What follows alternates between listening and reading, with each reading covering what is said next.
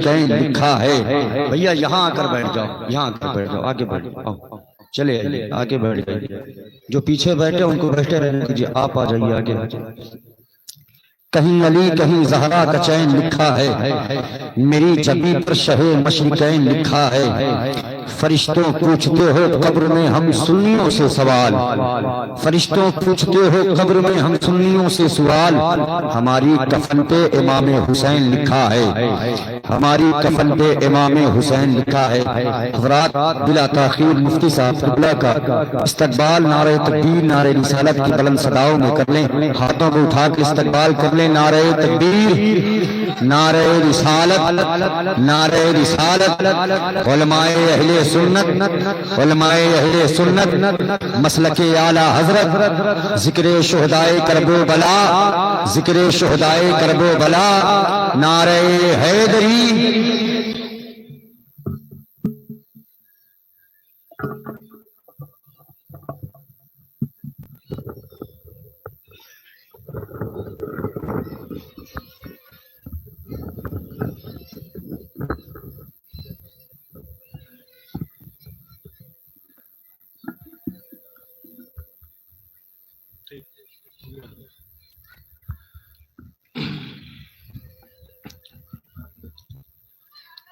Stage پر جلوہ فرما آپ کے مسجد کے خطیب و امام صاحب و جملہ حاضرین و سامعین و سامعات، السلام علیکم ورحمۃ اللہ وبرکاتہ۔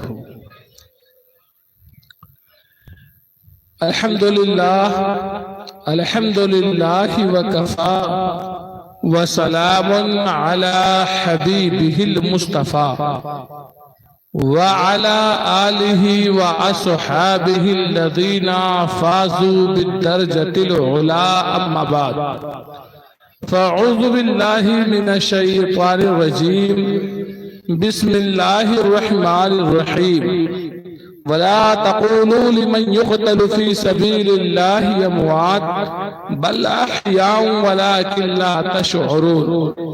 صدق الله مولانا العظيم وصدق رسوله النبي الأمين المعين المكين المتين الكريم، ونحن على ذلك من الشاهدين والشاكرين والحمد لله رب العالمين۔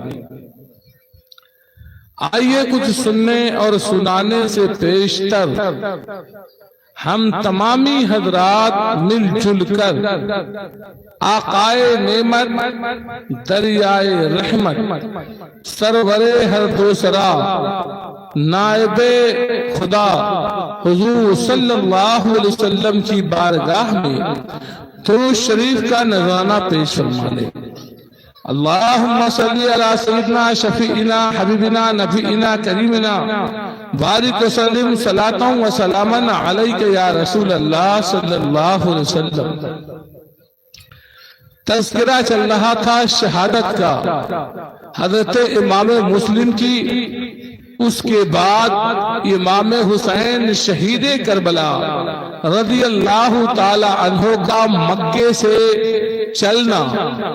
میں نے بتایا تھا کہ جب مقام غازریہ تک پہنچے تب امام مسلم حضرت امام علی مقام کو ایک خبر ملی، آپ کو یہ پتا چلا کہ حضرت امام مسلم شہید کر دیے گئے، آپ کے دونوں شہزادے شہید کر دیے گئے، عروہ ابن عروہ شہید کر دیے گئے، طوعہ شہید کر دی گئی۔ یہ خبر جب آپ کو ملی، آپ تھوڑی دور اور آگے بڑھے تو آپ نے تمام لوگوں کو جمع فرمایا، جو لوگ مکے سے ساتھ میں ہو گئے تھے یا بعد میں راستے میں ساتھ میں ہو گئے تھے، سب کو جمع فرمانے کے بعد ارشاد فرمایا، اے لوگوں، ہمیں خبر ملی ہے کہ حضرت امام مسلم کو شہید کر دیا گیا ہے۔ ہے، ان کے بھائیوں کو شہید کر دی، ان کے دونوں بیٹوں کو شہید کر دیا گیا ہے، ہانی ابن عروہ کو شہید کر دیا گیا ہے، جس سے یہ صاف ظاہر ہے کہ حالات کوفہ کے بدل چکے ہیں،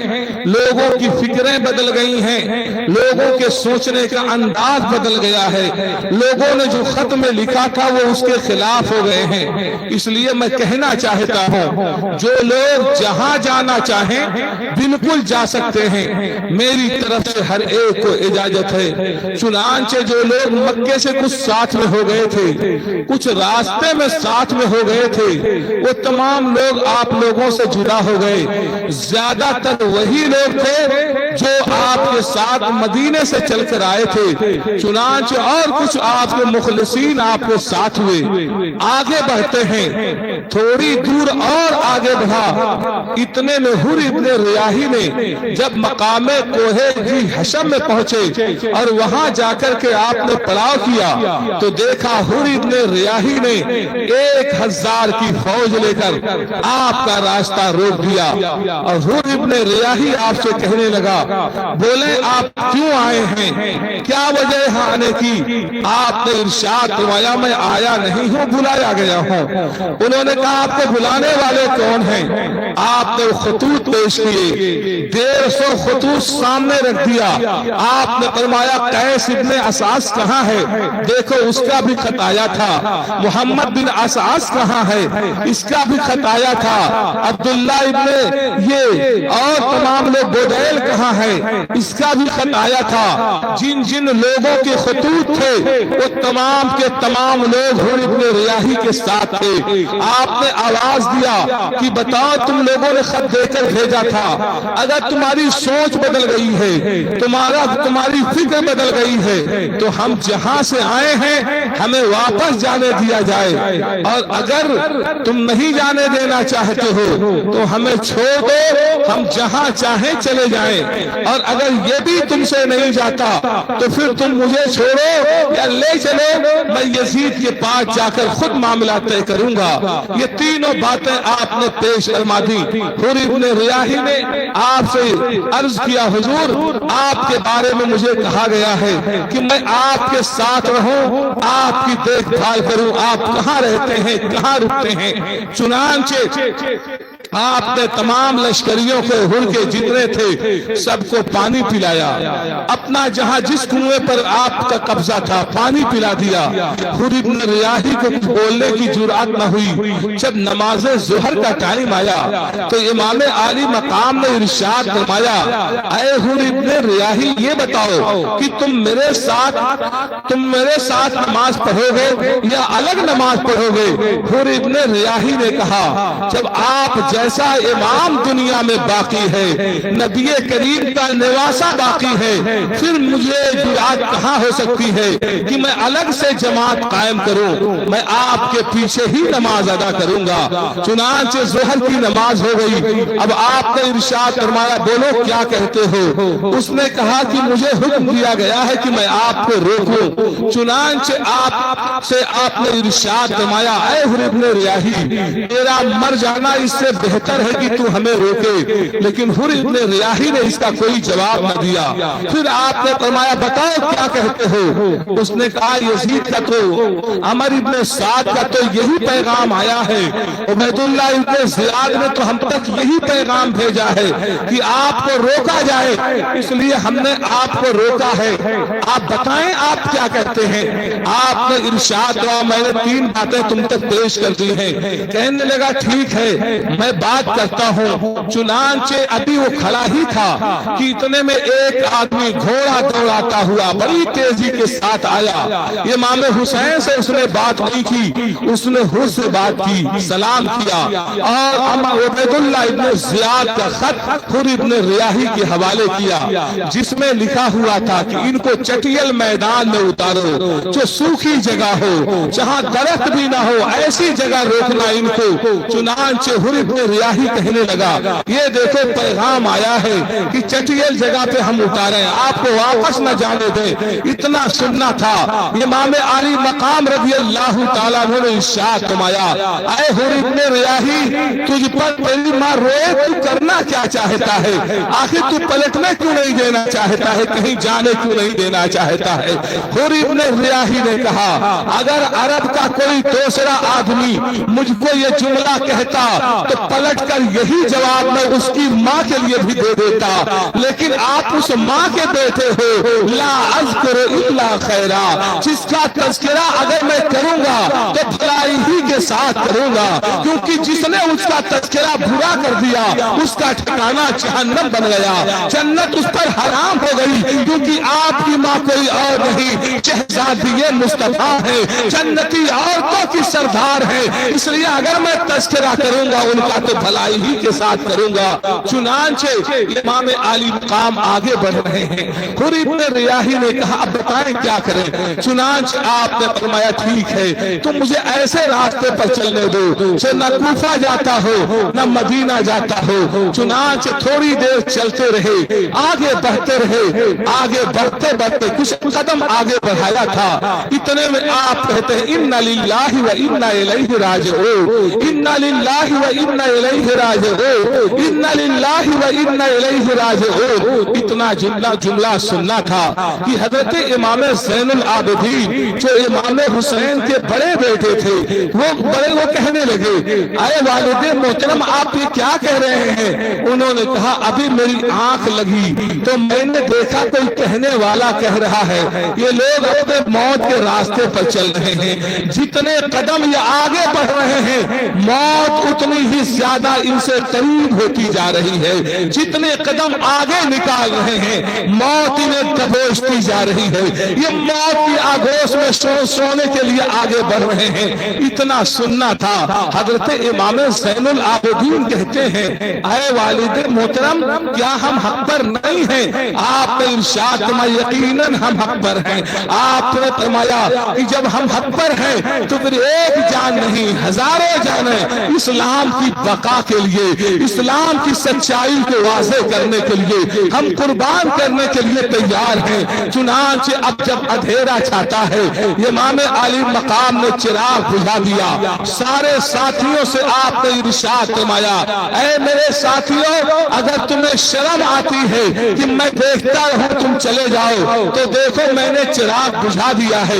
मेरी जान ही के प्यासे हैं, जब ये मेरा खून बहा लेंगे और मेरी जान ले लेंगे तो ये किसी दूसरे पर हाथ नहीं बढ़ाएंगे। इसलिए मैं चाहता हूं कि तुम लोग अपने अपने इलाके चले जाओ, अपने अपने गांव चले जाओ। चुनांचे जब आपने इरशाद फरमाया और जब चिराग जलाया तो देखा जितने लोग पहले थे तमाम के तमाम लोग बैठे हुए हैं। आपने फरमाया, ऐ लोगों, मैंने तो चिराग भी बुझा दिया था ताकि अगर तुम जाना चाहो तो तुम्हें शर्म भी महसूस न हो, तुम्हें गैरत भी न आए। लेकिन क्या बात है, एक आदमी भी टस से मस नहीं हुआ, एक आदमी भी यहाँ से उठा नहीं। हजरत अब्बास अलमबरदार कहते हैं, ऐ इमाम आली मकाम, क्या हम इसलिए चले जाएं ताकि आप अपनी जिंदगी बचा ले? कसम खुदा की, आपके बाद हमें जिंदगी प्यारी नहीं है। हजरत मुस्लिम इब्ने उर्जा असदी कहते हैं, ऐ इमाम आली मकाम, क्या छोड़कर हम आपको चले जाएं ताकि जब तारीख लिखी जाए तो मुअर्रिख तारीख लिखे कि मैदान करबला में जब इमाम हुसैन के साथ ज्यादा लोग भी नहीं थे, चंद लोग थे, वो भी साथ छोड़कर गए थे। कसम खुदा की हम तो ये कहते हैं, ऐ काश अल्लाह तबारक व तआला हमें एक जान नहीं 1000 जान दे देता तो एक एक जान हम आपके नाम पर कुर्बान करके ये तारीख लिखते कि हम आपके ऐसे शहदाई थे कि हमने एक एक जान आपके नाम पे कुर्बान कर दिया है।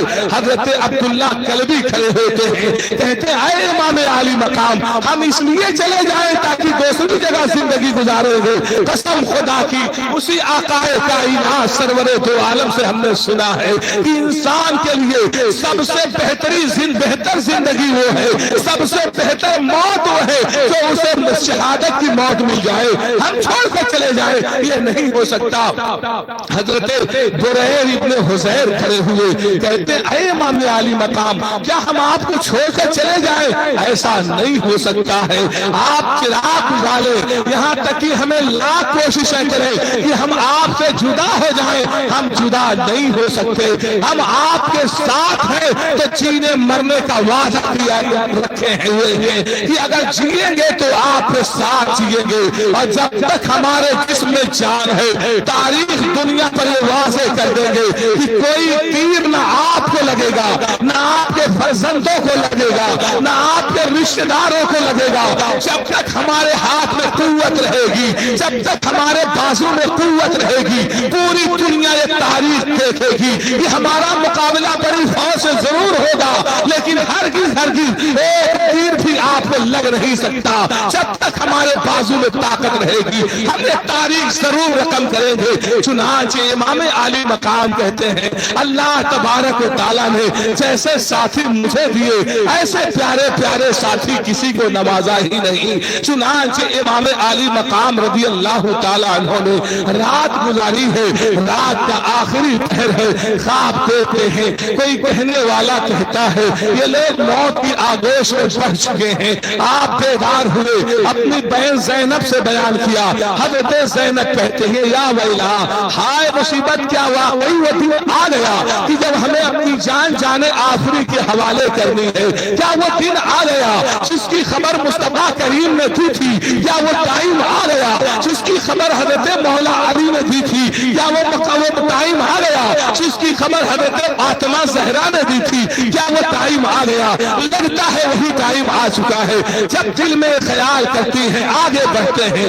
ابھی تھوڑی دور آگے بڑھے تھے کہ حر ابن ریاحی کی فوج کے چند آدمی آئے اور آ کر کہنے لگے اب یہیں پر آپ رک جائیے، یہ مقام نینوا ہے اور یہاں سے نہر فرات دور نہیں ہے، بس یہی ٹھہر جائیے، حر ابن ریاحی آپ کے ساتھ نرمی کر رہا ہے، ہم آپ کے ساتھ نرمی نہیں کر سکتے ہیں، ہمارا جو تنخواہ دینے والا، ہمارا جو مالک ہے عبید اللہ ابن زیاد ہے، عبید اللہ ابن زیاد کا آرڈر یہ ہے انہیں آگے بڑھنے نہ دینا، ہم بڑی دیر سے بڑھنے دیتے رہے آپ لوگوں کو، آپ بڑھتے رہے لیکن اب آگے موقع نہیں ہے، یہیں پر ٹھہر جائیے۔ آپ نے پوچھا اچھا ٹھیک ہے، تم کہہ رہے ہو یہیں پر رکنے کے لیے، یہاں سے آگے نہ بڑھا جائے، یہ تم نے بتا دیا، اب بتا دو اس جگہ کا نام کیا ہے؟ لوگوں نے کہا ہیا کربلا، اس جگہ کا نام کربلا ہے۔ اتنا سننا تھا کہ امام عالی مقام اپنے گھوڑے سے اتر گئے اور ارشاد فرماتے ہیں ہاذہی موضع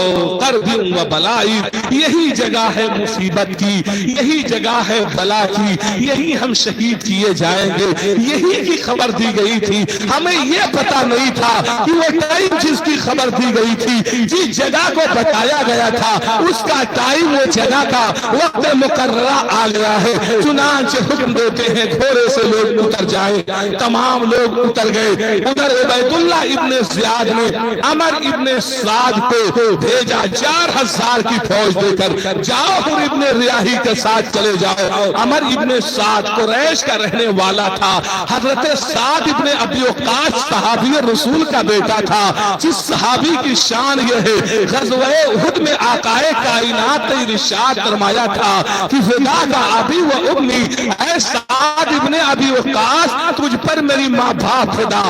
حضرت ابی وقاص وہ صحابی رسول ہیں جنہیں آقائے کائنات نے دنیا ہی میں جنت کی بشارت دی تھی۔ وہ سعد ابن ابی وقاص وہ صحابی رسول ہیں، جب قادسیہ کا علاقہ فتح کرتے ہیں آگے آپ کو بڑھنا ہے، سامنے دریا ہے، جب دریا کو آپ نے دیکھا تمام مسلمانوں سے کہتے ہیں اے لوگو ہم نبی کریم کا کلمہ پڑھنے والے ہیں۔ فوج کے کمانڈر تھے حضرت سعد ابن ابی وقاص، آپ کہتے ہیں ہم نے کہیں حکومت کرنے کا ہمارے دل میں کوئی جذبہ نہیں ہے، ہم آگے اس لیے بڑھ رہے ہیں تاکہ اسلام کا کلمہ پھیلایا جائے، اسلام کو عالم، اسلام کا پیغام عام کیا جائے، لوگوں کو رب کا پتہ دیا جائے، لوگوں کی گردنیں رب کی بارگاہ میں جھکائی جائے۔ ہمارے جانے کا مقصد یہ ہے، اس لیے اے لوگوں روح ٹھہرنا نہیں، ہم سب سے پہلے اپنا گھوڑا دریا میں ڈالتے ہیں، اس کے بعد تم لوگ اپنا گھوڑا دریا میں ڈال دینا۔ ادھر مدائن کے علاقے میں فوج کھڑی تھی، سامنے آپ کی یزدگرد کی فوج کھڑی تھی، سامنے وہ عظیم دریا تھا۔ حضرت سعد بن ابی وقاص رضی اللہ تعالیٰ عنہ نے اپنا گھوڑا سب سے پہلے دریا میں ڈالا تھا اور ارشاد فرمایا تھا، اے میرے ساتھیوں تم بھی اپنا ڈال دو۔ تاریخ مورخ لکھتا ہے جب یہ لوگ پانی پر اپنے گھوڑے دوڑا رہے تھے تو ان کے گھوڑوں کا پیر زمین میں پانی میں ڈوب نہیں رہا تھا، بلکہ ایسا لگ رہا تھا کہ یہ سڑک پر دوڑ رہے ہو۔ اسی کو دیکھ کر ڈاکٹر اقبال نے کہا تھا کہ دشت تو دشت ہے، دریا بھی نہ چھوڑے ہم نے، بحر ظلمات میں دوڑا دیے گھوڑے ہم نے۔ یہ سعد بن ابی وقاص جو کمانڈر تھے، اس لیے ان کا بیٹا بھی کمانڈر تھا، لیکن قربان جاؤ باپ جنتی ہے، دنیا ہی میں جنت کی بشارت دی گئی ہے، بیٹا جہنمی ہے، دنیا میں ہی ہلاکت کا کام کیا۔ نام عمر ابن سعد تھا، باپ کمانڈر تھا، اسی لیے بیٹے کو بھی کمانڈر بنایا گیا، لیکن دل دونوں کا الگ تھا۔ باپ سرکار کا شہدائی تھا، بیٹا مال اور دولت کا عاشق تھا۔ چنانچہ 4000 کی فوج لے کر یہی عمر ابن عاص یہی جا رہا تھا، کس لیے؟ مقابلہ کرنے کے لیے۔ لیکن عبید اللہ ابن زیاد نے کہا تم چلے جاؤ حر کی مدد کرنے کے لیے 4000 کی فوج لے کر۔ یہ جانتا تھا امام علی مقام کی عظمت کو، ان کی رفعت کو، کہ امام حسین کون ہے، ان سے لڑنا ہلاکت و تباہی ہے۔ عبید اللہ ابن زیاد سے کہنے لگا ارے وہ لوگ کتنے آ رہے ہوں گے؟ زیادہ سے زیادہ 50 ہوں گے، 100 ہوں گے۔ حر ابن ریاحی 1000 کی فوج لے کر گیا ہے، وہی کام پورا کر دے گا، مجھے جانے کی کیا ضرورت ہے، مجھے کیوں بھیجتے ہو؟ عبید اللہ ابن زیاد نے کہا اے عمر ابن سعد، اگر تجھے رائے کی حکومت چاہیے تو تجھے یہ کام کرنا ہوگا۔ جانتے ہیں ایران کے علاقے میں اس وقت یہ خبر پہنچی تھی کہ کچھ لوگوں نے بغاوت کر دی ہے۔ عمر ابن سعد 4000 کی فوج لے کر اس بغاوت کو کچلنے کے لیے جا رہا تھا، اور اسے پیغام ملا تھا کہ اگر تم نے بغاوت کو ختم کر دیا تو تم کو رائے کی حکومت دے دی جائے گی۔ رائے کی حکومت کا پروانہ لے کر 4000 کی فوج لے کر وہ ایران جا رہا تھا تاکہ وہاں پر جو بغاوت پھیلی ہوئی ہے اسے دبایا جائے، لیکن قسمت میں جو لکھا ہوتا ہے ہو کے وہی ہوتا ہے۔ اگر وہ وہاں گیا ہوتا تو کامیاب و کامرا لوٹتا، وہاں گیا ہوتا جو اس کے آدمی مارے جاتے وہ سب شہادت کی موت مرتے، لیکن اللہ اکبر کبیرہ اس کو جب پیغام دیا گیا، عمر ابن سعد نے کہا مجھے ایک دن سوچنے کا موقع دیا جائے، کیونکہ جس مہم پر تم بھیج رہے ہو یہاں تو بڑا مشکل کام ہے، کسی اور سے نہیں لڑنا ہے، نواسے مصطفیٰ سے لڑنا ہے، جس کے لیے آقا نے فرمایا من احب حسین فقد احبنی، جو حسین سے محبت کرتا ہے وہ مجھ سے محبت کرتا ہے، ومن احبنی فقد احب اللہ، اور جو مجھ سے محبت کرتا ہے وہ اللہ سے محبت کرتا ہے، ومن احب اللہ فلہ الجنہ، اور جو اللہ سے محبت کرتا ہے اس کا ٹھکانہ جنت ہے۔ اس نے باپ سے بھی روایتیں سنی تھی، صحابہ کرام سے سنی تھی، اس لیے عمر ابن سعد کہتا ہے مجھے ایک رات کا موقع دیا جائے، بڑی جگہ تم بھیج رہے ہو، دنیا کے کسی بھی ملک میں تم لڑنے کے لیے بھیج دیتے، تمہاری بات پر فوراً میں تیار ہو جاتا، بڑے بڑے دیو سے میں لڑ جاتا، لیکن اب جہاں تم بھیج رہے ہو مجھے غور کرنا ہوگا، مجھے سوچنا ہوگا۔ رات کو بستر پر آیا، سوچتا ہے کیا کروں، یا تو رائے کی حکومت کا پروانہ عبید اللہ ابن زیاد کو دے دوں اور سیدھا سلنڈر کر دوں کہ میں لڑنا ہی نہیں ہے، مجھے میں اپنے گھر جاتا ہوں، یا تو میں یہ کہہ کر کے چلا جاؤں، اور یا تو پھر لڑوں، اگر نہیں لڑوں گا تو پھر رائے کی حکومت کیسے ملے گی، وہاں کی گورنری کیسے ملے گی۔ سوچتا ہے، غور کرتا ہے، آخرکار کچھ لوگ غور کرتے ہیں تو بھلائی تک پہنچتے ہیں، لیکن وہ غور کرتا رہا۔ ابلیس نے اس کے ذہن میں ڈالا نہ جانے کب موت ہوگی، کب تو قبر میں جائے گا، کب میدان حشر آئے گا، کب مصطفیٰ کا رخ زیبا دیکھے گا، اور گناہ سے توبہ کا راستہ تو ہوتا ہی ہے، توبہ کر لینا۔ اس لیے چلو عمر ابن سعد نے متعین کیا کہ چلو حضرت امام حسین سے لڑائی کر لیتے ہیں۔ معاذ اللہ، اسی فکر پر وہ اپنا دل بٹھا دیا۔ صبح میں آ گیا اور آ کر کہنے لگا ٹھیک ہے میں مقابلہ کروں گا۔ اب وہ آ گیا کہاں پر؟ نینوا اور کوفہ کربلا کے میدان میں جب پہنچا، ابھی بھی وہ سوچ رہا ہے کسی طرح یہ لڑائی نہ ہو، کسی طرح امام حسین کی شہادت کا خون میرے دامن پہ، ان کا شہادت کا خون کا دھپا میرے دامن پہ نہ ہو، ورنہ رہتی دنیا تک میرا نام کوئی عزت سے نہیں لے گا، جو بھی لے گا بڑی ذلت کے ساتھ لے گا اور مجھ پر تان کرے گا، مجھ پر ہزاروں لعنتیں فرشتے بھی بھیجیں گے اور ملائکہ بھی بھیجیں گے اور جنات بھی بھیجیں گے، انسان بھی بھیجیں گے۔ اس لیے وہ آیا اور آنے کے بعد امام حسین سے ملا، کہنے لگا بتائیے آپ کیوں آئے تھے؟ امام حسین شہید کربلا کہتے ہیں ہم آئے نہیں تھے، ہم بلائے گئے تھے۔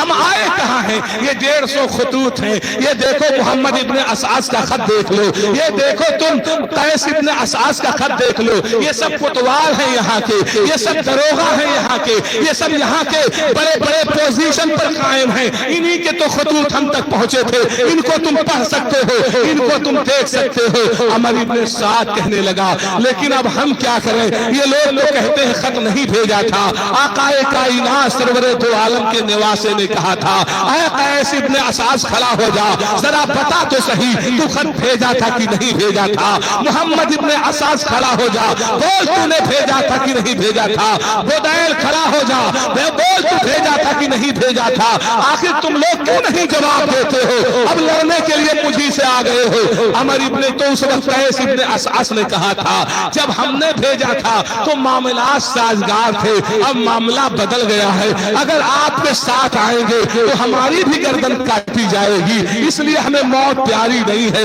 اس لیے ہم مجبور ہیں آپ کا ساتھ نہیں دے سکتے۔ امام عالی مقام رضی اللہ تعالیٰ عنہ نے عمر ابن سعد سے فرمایا جب یہاں کے جو بڑے بڑے لوگ تھے، بڑے بڑے عہدے پر تھے، انہوں نے جب اپنے خطوط بھیجے اور ان کے اندر یہ پیغام بھیجا بولو اگر ہم آ گئے ہیں تو ہم نے کیا غلط کیا ہے؟ ہم اپنے سے تو نہیں آئے ہیں، انہی لوگوں نے تو بلایا ہے۔ وہ کہنے لگا اچھا ٹھیک ہے پھر کرنا کیا ہے؟ آپ نے فرمایا کرنا کیا ہے؟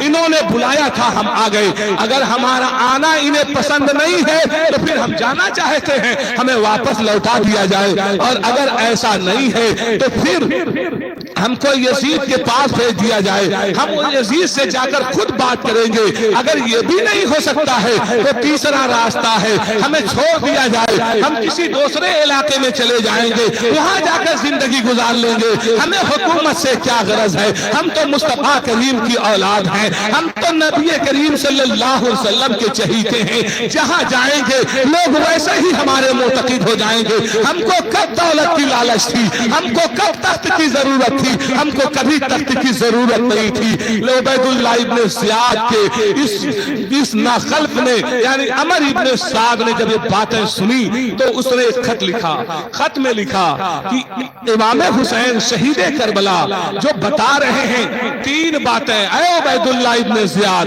پہلی بات وہ کہتے ہیں کہ وہ مدینے سے آئے تھے، پسند نہیں ہے تو مدینہ جانے دیا جائے، یہ بھی بات بڑی سمجھ میں آنے والی ہے، اس میں کیا خرابی ہے؟ اچھا اگر یہ تمہیں سمجھ میں نہیں آتی تو دوسری بات تو ان کی بڑی صاف ہے، وہ یہ ہے کہ چھوڑ کر کسی بھی علاقے میں جا کر یہ رہ لیں گے، اگر تم یہ سمجھتے ہو کہ وہاں بھی تمہاری حکومت کے لیے نقصان ہے تو جو تیسری رائے ہے کہ ہمیں یزید کے پاس جانے دو، ہم یزید سے جا کر بات کریں گے، تو کم سے کم یہ تو سب سے بہتر رائے ہے، اس سے بہتر کیا ہو سکتا ہے؟ آخر لگتا ہے کہ لڑائی کا یہ شعلہ بند ہوا، لڑائی کا معاملہ نہیں ہوگا، اور میں یہ سمجھتا ہوں کہ یہ جو تیسری رائے ہے یہ بیسٹ اور بہتر رائے ہے، بلکہ چاہیے یہی کہ اسی پر صلح کر لی جائے اور امام حسین شہید کربلا کو ملک شام بھیج دیا جائے، اس بیچ میں ہم نہ لڑیں، تم نہ لڑو، زبردستی ہماری لڑائیاں کیوں ہو؟ ان کو سیدھا یزید کے پاس بھیج دو، یزید سے بات बात करेंगे, जो होगा वो जानेगा,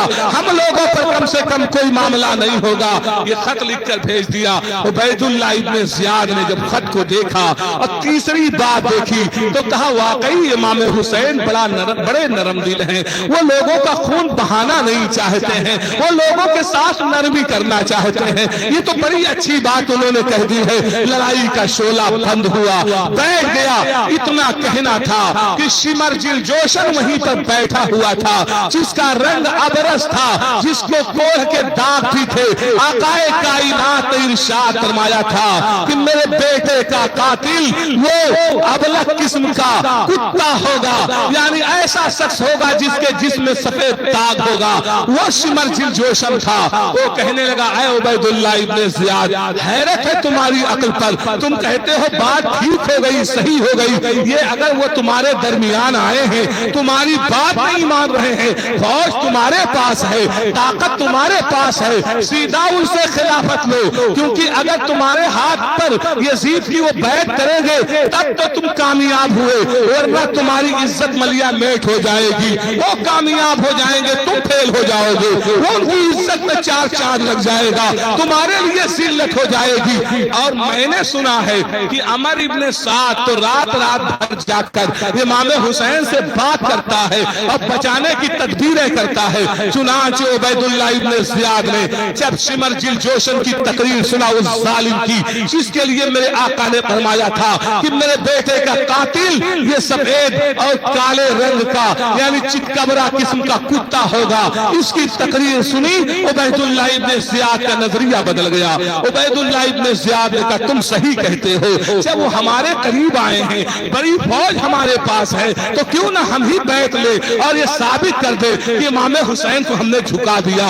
ये कहकर उसके बाद शिमर जिल जोशन से कहने लगा ऐसा है, ठीक है, तुम जाओ। अमर इब्ने साद के पास खत लिखा कि तुम अगर लड़ सकते हो तो लड़ो इमाम हुसैन से, नहीं लड़ सकते हो तो फौज को शिमर जिल जोशन के हवाले कर दो, ये लड़ करके काम पूरा कर देगा। चुनांचे खत लिख करके भेज दिया। जब शिमर जिल जोशन पहुंचा, शिमर जिल जोशन पहुंचने के बाद अमर इब्ने साद को इस खत को दिया। जब अमर इब्ने साद ने देखा, कहा ओ जालिम, तूने ही आग भड़काई होगी, मैं जानता हूं कि आग बुझ चुकी होगी, जो मैंने पैगाम भेजा था उबैदुल्लाह इब्ने ज़ियाद ठंडा पड़ चुका होगा, लेकिन जालिम आग लगाने वाला तू ही होगा, क्योंकि तू सरकश आदमी है। उसने कहा जो भी कहना है कह लो, लेकिन बात ये करनी है, फौज तुम चलाओगे या फौज को मेरे हवाले तुम्हें करना है। और साथ में अमर इब्ने साद उबैदुल्लाह इब्ने ज़ियाद ने कहा था अगर अमर इब्ने साद लड़ने के लिए तैयार ना हो और वो कमांडरी छोड़ दे तो सबसे पहले उसकी गर्दन काट कर मेरे पास भेज देना। शिमर जिल जोशन ने बात पेश की। अमर इब्ने साद ने कहा मैं लड़ाई करूंगा,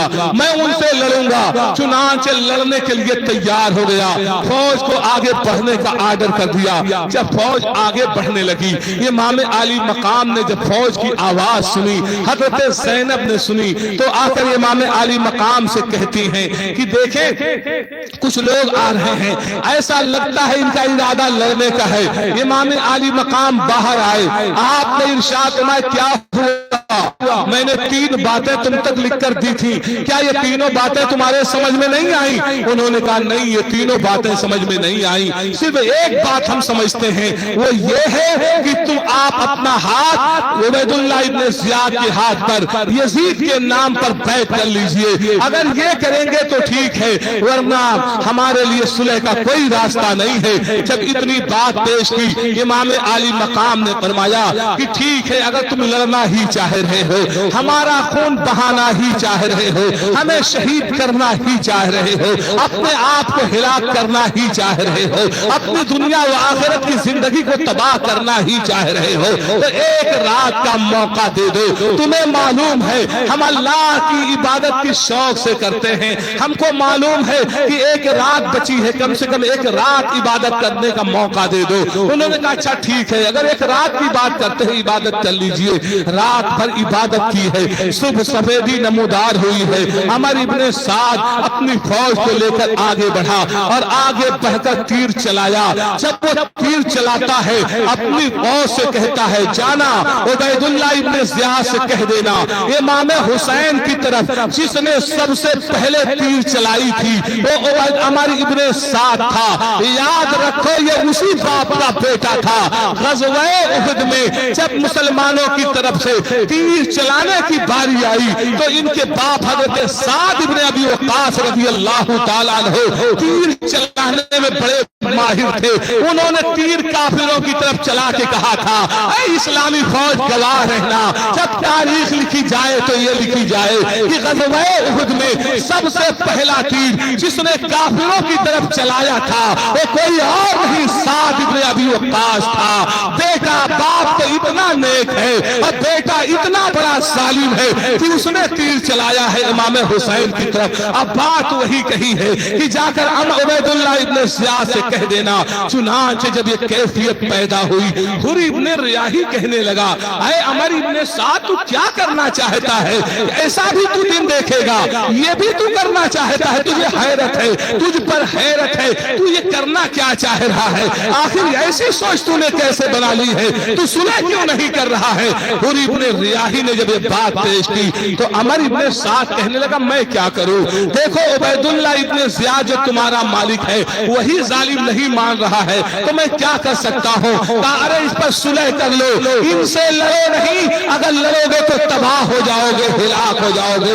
حر ابن ریاحی ایسے کانپنے لگا جیسے کہ ایک بندہ شیر کے سامنے کانپتا ہے جس پہ کپ کپی کا عالم اس کے خاندان کے ایک فرد نے دیکھا. کہنے لگا اے حر ابن ریاحی میں نے تجھے بڑی بڑی جنگوں میں دیکھا ہے, بڑے بڑے لوگوں کی بھیڑ میں دیکھا ہے, لوگوں کی تعداد میں دیکھا ہے, جہاں لوگوں کا مجمع ہوتا ہے, لوگوں کی گردنیں کرتی ہیں, بڑی جماعت ہوتی ہے. لیکن اے حر ابن ریاحی آج تک میں نے دیکھا جب تو تلوار لے کر میدان میں کودتا تھا تو کسی پہلوان کی فکر نہیں کرتا تھا, کسی بہادر کا خیال نہیں کرتا تھا, تلوار چلاتا ہوا آگے بڑھ جاتا تھا. آج تک اگر مجھ سے کوئی پوچھتا تھا کہ بتاؤ پورے خاندان میں سب سے زیادہ طاقتور کون ہے, سب سے زیادہ نہ ڈرنے والا کون ہے, سب سے زیادہ نڈر کون ہے, تو اے حر ابن ریاحی میں تیرا ہی نام لیا کرتا تھا. لیکن آج دیکھ رہا ہوں ادھر کم ہی لوگ ہیں, ادھر بڑی تعداد ہے, پھر بھی تو اس طرح کانپ رہا ہے کہ تیرے پیر زمین پر ٹک نہیں رہے ہیں.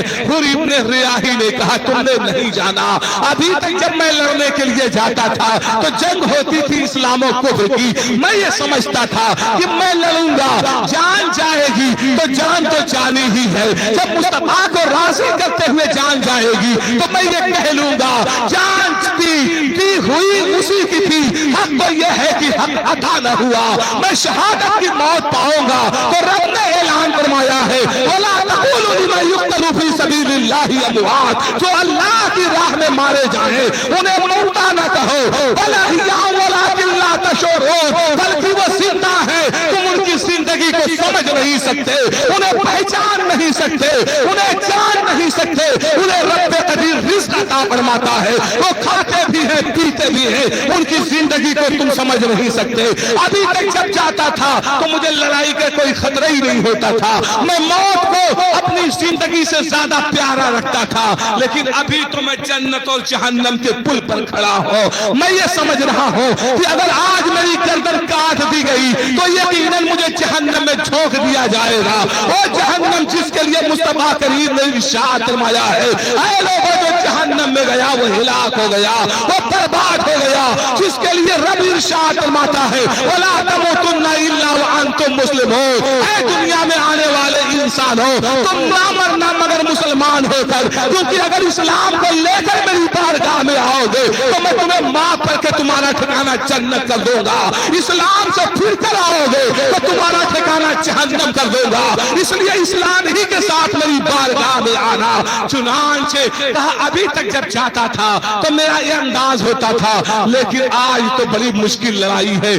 آگے بڑھتا ہے اور کہتا ہے ٹھیک ہے, اپنے گھوڑے پر ایر لگائی, امام عالی مقام کے قریب آ گیا اور آ کر کہنے لگا اے امام عالی مقام مجھے پتا نہیں تھا, میں نے جانا ہی نہیں تھا, وہ بھی ٹائم آئے گا, ایسا مشکل مشکل وقت آ جائے گا، یہ لوگ یہاں تک گر جائیں گے۔ مجھے پتا نہیں تھا، میں نے تو روکا اس لیے تھا کہ صلح ہو جائے گی، بات ختم ہو جائے گی، لڑائی جھگڑا یہاں تک نہیں پہنچے گا، لیکن افسوس آج معاملہ یہاں تک پہنچ گیا جس کو میں سوچتا نہیں تھا۔ بڑی غلطی میں نے کر دی ہے، بڑی خطا میں نے کی ہے، بہت بڑا گناہ کیا ہے کہ میں نے آپ کو روکا تھا۔ کیا میری غلطی معاف ہو سکتی ہے؟ آقائے کائنات کے اس نے واسر ارشاد میں، ہاں ہاں تیری غلطی معاف ہو سکتی ہے، اتنا سننا تھا۔ حر ابن ریاحی آپ کے ہاتھ کو چومتا ہے اور کہتا ہے کہ آپ اگر کہہ رہے ہیں غلطی معاف ہو جائے گی تو واقعی معاف ہو جائے گی۔ آقائے کائنات کے نواسے نے فرمایا، اے حر انتا حر فی الدنیا والآخرہ، تو دنیا و آخرت میں آزاد ہے۔ چنانچہ حر ابن ریاحی اب لشکر کفار کے سامنے آ کر کے، یزیدیوں کے لشکر کے سامنے آ کر کہتا ہے، اے یزیدیوں ذرا پہچانو تم کن سے لڑنے جا رہے ہو، یہ کن کے گھرانے کے لوگ ہیں، یہ کن کے نواسے ہیں؟ نہیں جانتے امام حسین ہے، یہ نبی کریم سے کندھے پہ اٹھایا تھا، جسے اپنے گود میں کھلایا تھا، جس کے ہونٹ کو بھی چوما تھا، جس کے تھوک کو چوسا تھا، جس کو سونگھا تھا اور اعلان فرمایا تھا کہ جو میرے حسین سے محبت کرتا ہے میں اس سے محبت کرتا ہوں۔ ذرا بتاؤ تو صحیح تم کس کا خون بہانا چاہ رہے ہو، کس سے لڑنا چاہ رہے ہو؟ تمہیں لوگوں نے خطوط دیے، خط دے کر بلا لیا، اور جب وہ آ گئے تو آج تم ان کے جان کے دشمن ہو کر ان کے خلاف تلوار اٹھا کر ان کا مقابلہ کرنے کے لیے تیار ہو۔ حر ابن ریاحی کی جب یہ تقریر ہوئی ہے تو پورے یزیدی لشکر میں آنسو کی لڑیاں جاری ہیں۔ جب دیکھا کہ حالات تو بگڑنے والے ہیں، شمر جل جوشن کہنے لگا، اے حر ابن ریاحی تو ہمارے یہاں کمانڈر کا درجہ رکھتا تھا، وہاں گیا تجھے کیا ملے گا؟ یہاں رہتا بڑی حکومت تجھے مل جاتی، بڑا درجہ مل جاتا، ابھی 1000 آدمی پر تجھے کمانڈر بنایا گیا تھا، آگے چل کے تجھے 10,000 پر بنایا جاتا، تو بڑا کمانڈر ہو جاتا، اور ادھر گیا ہے تو تیرے سامنے موت ہی ہے۔ کہنے لگا مجھے وہ زندگی نہیں چاہیے جو تمہارے ساتھ ملے، مجھے وہ موت چاہیے جو ہمارے حسین کے قدموں میں ملے، کیونکہ یہ موت کامیابی والی ہے، یہ موت ترقی والی ہے، یہ موت عزت والی ہے۔ چنانچہ امام عالی مقام کے پاس آ گیا، امام عالی مقام نے سے کہنے لگا، اے امام عالی مقام اجازت دیجئے، ان ظالموں سے سب سے پہلے لڑنے کے لیے میں جاؤں گا۔ تمام لوگ، تمام لکھتے ہیں، علماء لکھتے ہیں کہ حر ابن ریاحی 22,000 کے لشکر میں اگر ایک آدمی کو ایمان کی توفیق ملی تھی تو اس کی وجہ یہ تھی کہ حر ابن ریاحی نے حضرت فاطمہ زہرا سے محبت کا ثبوت دیا تھا، اور اس نے کہا تھا کہ میں ان کے بارے میں برا نہیں کہہ سکتا، یہ انہی کی محبت کا بدلہ تھا، یہ انہی کی پیار اور انہی سے الفت رکھنے کا بدلہ تھا کہ اللہ نے اسے ایمان عطا فرما دیا، وہ مسلمان ہو کر کے امام حسین کے قریب آ گیا۔ چنانچہ اب ادھر سے نقارے بلند ہونے لگے، یزیدی آواز بلند کرنے لگے، اے امام عالی مقام آگے بڑھیے، جنگ کے لیے مقابلے کے لیے تیار ہوئیے، بھیجیے ہمارے مقابل میں کوئی ہے آپ کے پاس لڑنے والا، ہماری فوج کھڑی ہے، بڑے بڑے پہلوان کھڑے ہیں، کہتوا جیسا پہلوان ہے، آپ بھیجیے کسی کو۔ سالم و یسار جو ہاتھی جیسے شخص تھے کہ وہ آ کر باہر میدان میں کہنے لگے، آپ کے پاس ہے کوئی جو ہم سے مقابلہ کر سکتا ہو، آپ بھیجئے ہمارے مقابلے میں۔ چنانچہ ابھی امام حسین کسی کو آدر کرتے کہ حضرت عبداللہ ابن وہب کلبی آگے بڑھے اور کہتے ہیں، اے امام عالی مقام مجھے اجازت دیجئے، یہ عبداللہ ابن وہب کلبی یہ امام حسین کے ساتھ نہیں آئے تھے، یہ اسی عراق کے رہنے والے تھے، ابھی جلد ان کی شادی ہوئی تھی، ان کی بیوی اپنی بیوی کے ساتھ بیٹھے ہوئے تھے، انہیں خبر ملی، بیوی نے کہا اگر دنیا سے جانے کا کوئی صحیح ٹائم ہے تو یہی ہے کہ امام حسین کی محبت میں جان دے دی جائے، اور آپ تو پہلوان ہو، بڑی طاقت والے ہو، اس بازو کی قوت کا کیا مطلب ہوگا جب امام حسین کی محبت میں نہ ہو۔ بیوی کی بات سنی، آپ ساتھ میں بیوی کے تشریف لائے تھے، امام عالی مقام سے اجازت چاہی ہے ہے امام عالی مقام نے دیکھا ہاتھ پیر مضبوط تھے، اسی بنیاد پر ان کی عورت نے کہا تھا کہ تمہارے جیسا پہلوان ہو اور آج گھر میں بیٹھا رہے، امام عالی مقام پر تکلیف آئے تو یہ پہلوانی کس کام کی، ہاتھ کی مضبوطی کس کام کی، پیر کی مضبوطی کس کام کی۔ عبداللہ ابن وہب کلبی آقائے دو عالم کے نواسے سے اجازت چاہتے ہیں۔ آپ کا ڈیل ڈول دیکھا تو دیکھا سالم و یسار کے بالکل ٹکر کے ہیں، کہا چلے جاؤ، چنانچہ اجازت لے کر کے میدان میں آئے اور آ کر ایک ہی وار میں سالم اور یسار کی ایک ہی وار میں گردن کاٹ دی اور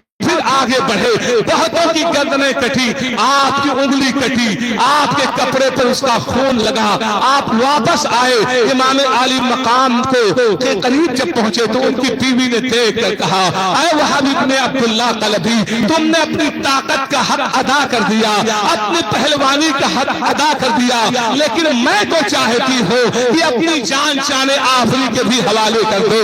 بیوی بھی آگے بڑھی لڑنے کے لیے، لیکن امام عالی مقام نے فرمایا اسلام میں لڑنا صرف مردوں پر ہے، عورتوں کا کام لڑنا نہیں ہے، عورتوں کا کام ہے شوہر کی رضا حاصل کرنا۔ چنانچہ ایک مرتبہ آقائے دو عالم تشریف فرما ہے، چند عورتیں آتی ہیں اور آ کر کہنے لگی اے اللہ کے رسول صلی اللہ علیہ وسلم، مردوں کو بڑا مقام ملا ہے، بڑا درجہ ملا ہے، وہ میدان کارزار میں لڑنے کے لیے جاتے ہیں، ہاتھ میں تلوار ہوتی ہے، جب وہ میدان کارزار میں جاتے ہیں فرشتے ان کے نیچے پر بچھاتے ہیں، اب اور جب وہ آگے بڑھتے ہیں لڑنے کے لیے فرشتے بادل کرتے ہیں، ان کے اوپر سایہ کرتے ہیں، اگر وہ لوگوں کی گردنیں کاٹتے ہیں غازی کہلاتے ہیں، انہیں جنت کی خوشخبری دی جاتی ہے، اور اگر وہ شہید ہو جاتے ہیں تو زندہ ہو جاتے ہیں۔ ان مردوں کو یہ درجہ ملا ہے، یہ مردوں کو مقام ملا ہے، ہم عورتوں کو یہ درجہ نہیں ہے، ہم عورتوں کو یہ مقام نہیں ہے، ہمیں بھی لڑنے کی اجازت دی جائے۔ مصطفیٰ کریم جو حکمتوں کے بادشاہ تھے، سرور دو عالم تھے، آقائے کائنات تھے، فخر دو عالم نے ارشاد فرمایا اے عورتوں، اگر تم چاہتی ہو کہ تمہیں شہید جیسا درجہ مل جائے، اگر تم چاہتی ہو کہ تمہیں مجاہدین جیسا درجہ مل جائے، اگر تم چاہتی ہو کہ تم شہداء جیسا مقام حاصل کر لو، تو بس تمہیں کرنا یہ ہے کہ اپنے شوہروں کو ناراض مت کرنا، ان سے محبت کرنا، ان کے ساتھ بھلائی کا برتاؤ کرنا۔ تو جو درجہ و مقام مرد کو غزوے اور جنگ میں لڑنے پر دیا جاتا ہے، وہ مقام اللہ تبارک و تعالیٰ تمہیں شوہر کی خدمت میں عطا کر دے گا۔ چنانچہ امام عالی مقام کہتے ہیں اے عورت ٹھہر جا، اسلام میں عورت کے لڑنے کا کوئی آرڈر و حکم نہیں ہے۔ چنانچہ حضرت عبداللہ ابن وہب کلبی آگے بڑھے، اب تو کوئی پہلوان ہی نہیں تھا جو عبداللہ ابن وہب کلبی کا مقابلہ کرنے آئے، کوئی پہلوان ہی نہیں تھا تو آپ کا مقابلہ کرے، آپ کی طرف بڑھے، کیونکہ اب جو بڑھے موت کے گھاٹ اترے۔ لوگوں نے دیکھا تھا ہم نے جو بڑے پہلوان تھے سالم و یسار، ایک وار میں اس نوجوان نے ان دونوں کی گردنیں کاٹی ہے، کون ہے جو موت کو گلے لگانے آگے بڑھے؟ اب کوئی بہتا نہیں ہے۔ عبداللہ ابن وہب کلبی کہتے ہیں میں بنی کلب کا رہنے والا ہوں، میں بڑا بہادر پہلوان ہوں، ہے کوئی میرے مقابل میں آئے، جب کوئی نہیں آتا ہے فوج پر حملہ کرتے ہیں، کبھی میں منا پر، کبھی میں سرا پر، کبھی مقدمہ پر، کبھی آپ پیچھے کی طرف اور کبھی آپ درمیان میں حملہ کرتے ہیں، غر چاروں طرف سے لڑتے جا رہے ہیں۔ ایک بندہ ہے امام عالی مقام کا چاہنے والا، امام عالی مقام کا عاشق ہے، تلوار چلاتا جا رہا ہے، کبھی مشرق میں، کبھی مغرب میں، کبھی آگے کبھی پیچھے، لوگوں نے تیر سے آپ پر حملہ کیا، جسم کو لہو لہان کر دیا، آخر کار آپ کو شہید کر دیا۔ انا للہ و انا الیہ راجعون۔ اس کے بعد حضرت بریر ابن حزیر آگے بڑھے، انہوں نے کہا اے امام عالی مقام اجازت دیجئے، اب میں مقابلے کے لیے جاؤں گا، کیونکہ اب سامنے دشمن کہہ رہا ہے حل من مبارز، کون ہے جو میرا مقابلہ کرنے آئے، کون ہے جو مجھ سے لڑائی کر لے، کون ہے جو جیت جائے؟ اس لیے اے امام عالی مقام مجھے اجازت دیجئے۔ امام عالی مقام رضی اللہ تعالیٰ عنہ نے دیکھا، اجازت دے دی، بریر ابن حزیر پہنچے اور کہنے لگے تم اپنی تعداد دیکھتے ہو، اپنے افراد دیکھتے ہو، یاد رکھو تمہیں اپنی زندگی پیاری پیاری ہے, ہمیں موت پیاری ہے, کیونکہ اگر ہمیں موت آ رہی ہے تو امام حسین سے محبت میں آ رہی ہے, اور امام حسین کی محبت میں دنیا سے جانے والا شہادت کی موت پانے والا ہے. اس لیے یہ نہ سمجھنا کہ میں تمہاری تعداد دیکھ کر ڈر جاؤں گا, تمہارے افراد کو دیکھ کے ڈر جاؤں گا, تمہارے آدمیوں کو دیکھ کر ڈر جاؤں گا. نہیں نہیں, میری تلوار ہوگی, تمہاری گردنیں ہوگی, میں ضرور تم کو لہو لہان کر دوں گا. آواز دیتے ہیں حل من مبارز, کون ہے جو میرا مقابلہ کرنے آئے, کون ہے جو میری طرف آگے بڑھے, کون ہے جو مجھ سے مقابلہ کرے. چنانچہ آگے بڑھتے جا رہے ہیں, آواز دیتے جا رہے ہیں. دو پہلوان یزیدیوں کی طرف سے بڑھتے ہیں آپ کے مقابلے کے لیے. آپ نے ایک نے حملہ کیا, آپ نے روکا, دوسرے پر حملہ کیا, اس کا کام سماپت کیا, پھر اس نے آپ پر حملہ کیا, آپ نے اس کے حملے کو روکا, آخرکار اس کو بھی موت کے گھاٹ اتار دیا. اب آواز دیتے ہیں آپ مقابلے کے لیے. عمر ابن سعد کہنے لگا یہ امام حسین کے ساتھی ہیں, انہیں جینے سے زیادہ مرنا عزیز ہے, اس لیے تنہا تنہا جاؤ گے تو ان کے آدمیوں سے مارے جاؤ گے. اگر یہ چاہتے ہو کہ تم لوگ کامیاب ہو جاؤ, انہیں موت کے گھاٹ اتار دو, تو چاروں طرف سے ان پر تیر کی بارشیں کرو, ان پر برچھی گراؤ, ان کو نیزے سے چاروں طرف سے حملہ کرو. جب چاروں طرف سے آپ کو گھیرا گیا, لوگوں نے تیر کی بارشیں کی اور آپ کو چور چور کر دیا زخموں سے. آخرکار آپ نے اپنی جان آفری کے حوالے کر دی اور آواز دیا یا امام حسین ادرکنی, اے امام علی مقام میری خبر لیجئے. چنانچہ امام علی مقام آپ کو لے کر تشریف لے گئے اور پھر ارشاد فرمانے لگے اے یزیدیو, تم نے اگر ابھی بھی نہیں پہچانا ہے تو میں ابھی بھی تمہیں بتائے دیتا ہوں, میں نبی کریم کا نواسا ہوں, حضرت فاطمہ زہرا کا بیٹا ہوں, مولا علی کا بیٹا ہوں, میری نانی خدیجۃ الکبریٰ ہے, میرے نانا مصطفیٰ کریم صلی اللہ علیہ وسلم ہے, میرے چچا حضرت جعفر طیار ہیں جو جنت میں فرشتوں کے ساتھ اڑ رہے ہیں. تو مجھے اگر نہیں پہچانتے ہو تو پہچان لو, اگر تم ہم سے لڑو گے تو تم ہلاک ہو جاؤ گے, تم تباہ ہو جاؤ گے. ہم برباد کرنے, لوگوں کو ہلاک کرنے نہیں آئے ہیں, ہم لوگوں کو زندگی عطا کرنے آئے ہیں, ہم لوگوں کو بہار زندگی عطا کرنے کے لیے آئے ہیں, ہم لوگوں کی سکون کی منزل عطا کرنے کے لیے آئے ہیں. ہم اس لیے آئے ہیں تاکہ تمہیں جہنم سے بچا دیں, جنت کا پتہ دے, تمہارا مقام جنت کر دے. لیکن آخر کیوں تم لوگ جہنم کو خریدنا چاہتے ہو, ہلاکت چاہتے ہو؟ لیکن یاد رکھ لو جو ہونا ہوتا ہے وہ ہو کے رہتا ہے. مصطفیٰ کریم نے ارشاد فرمایا المرء خیر فی بطن امہ, آدمی اپنے ماں کے پیٹ میں ہی نیک ہوتا ہے, آدمی اپنے ماں کے پیٹ میں ہی برا ہوتا ہے. اگر وہ پیٹ میں ہے پہلے ہی مقدر کر دیا جاتا ہے یہ بندہ کیسا ہوگا, کتنا نیک ہوگا, کیسی عبادت کرے گا. برا ہوتا ہے یہ بھی لکھ دیا جاتا ہے, جنت میں جائے گا یہ بھی لکھ دیا جاتا ہے, اور جہنم میں جائے گا یہ بھی لکھ دیا جاتا ہے. اس لیے میرے پیارو نیکیاں کرتے رہو. آقا کائنات ارشاد فرمایا جو بھلائی کرتا رہتا ہے اللہ اس کے مقدر سنوارتا ہے, اس کی زندگی میں تابندگی پیدا کرتا ہے, اسے کامیاب کامرانی عطا فرماتا ہے. اللہ تبارک و تعالیٰ سے دعا ہے مولا تبارک و تعالیٰ ہم سب کو امام حسین شہید کربلا کا سچا پکا غلام بنائے اور آپ کے طریقے پر زندگی گزارنے کی توفیق و رفیق عطا فرمائے. آمین وما علینا الا البلاغ المبین برحمتک یا ارحم الراحمین.